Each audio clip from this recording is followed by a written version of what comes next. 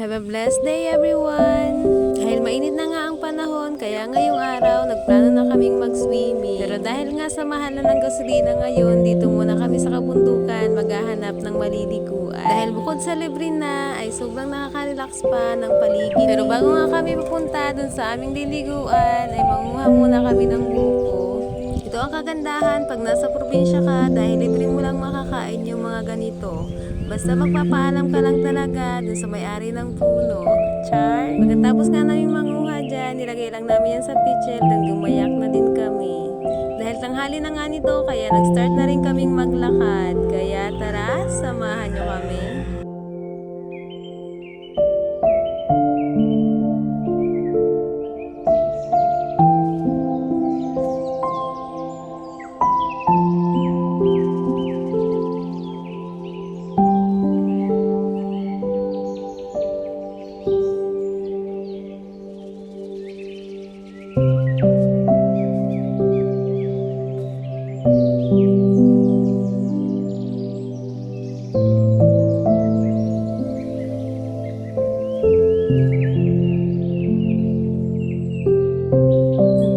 Nakarating din kami dito sa aming paliliguan. Medyo malayo-layo nga din yung nilakad namin, kaya pag ito naman ang makikita mo, sobrang worth it naman talaga.